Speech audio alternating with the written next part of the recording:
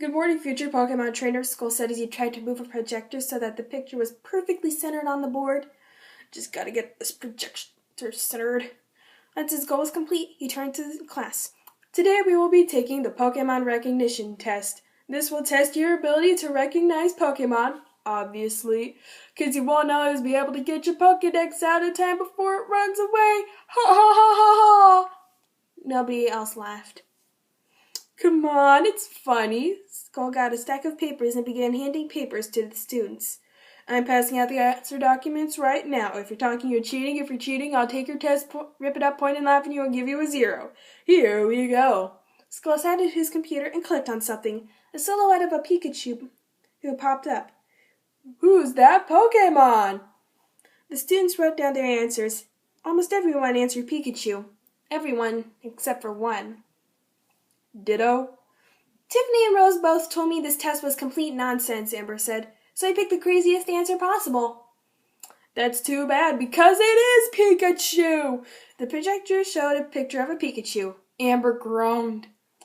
Don't worry, because that was a practice question, Skull said. Here's the real test. He showed a silhouette of a circle. Who's that Pokemon? Pencils were up. Almost everyone answered either Voltorb, Electrode, or a Pokeball. It's a Jigglypuff, seen from above. Skull showed a pig's eye view of a Jigglypuff. Almost everyone's jaws dropped. Amber, on the other hand, smirked. This question's been on the test for years, Amber said. How did you not get it? Skull stood in front of Amber. If you're talking, you're cheating, he said. Then he took Amber's test, ripped it in two, pointed at Amber, and said, Ah! Amber got up to leave the room, but Skull shouted, Where do you think you're going? I'm just going outside, Amber said. I'll be taking the test later today, so I don't want to see all the answers. No, you're not. You already have a 0, so you're staying here.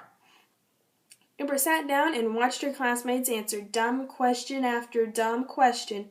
She put her head down on her desk and huffed. Skull was not going to get away with this. That afternoon, Amber was called into the headmistress's office. I am the closest relative you have to your parents at this school, Marlene said. So I feel like I'm the one who should say. She pulled up half of Amber's ripped-up answer document, had a big fat 0 on it. What's the meaning of this 0? Professor Skull gave me that grade, Amber replied. Of course he did, he's your professor. He gave it to me because I made some comment about the Jigglypuff seen from above question. The Jigglypuff seen from above question? Marlene asked. That question was retired years ago because too many people got it wrong. I'm sorry you had to go through that. Here's what I'll do. She got a paper from a drawer in her desk. I'll give you the alternate Pokemon recognition test, which I give to students who either were absent on the day of testing or were unfairly graded in Skull's case. There are silhouettes of 50 different Pokemon on this test. Your job is to put the name of the Pokemon under each silhouette and turn it into Skull tomorrow, and to make sure he accepts it. Marlene took a sticky note, wrote, Please just accept the paper, Headmistress Ketchum, and stuck it on the back of the paper and slid the paper to Amber. The next day, Amber took it fully completed and handed it to Professor Skull. So the headmistress gave you the alternate, Skull asked. Amber nodded.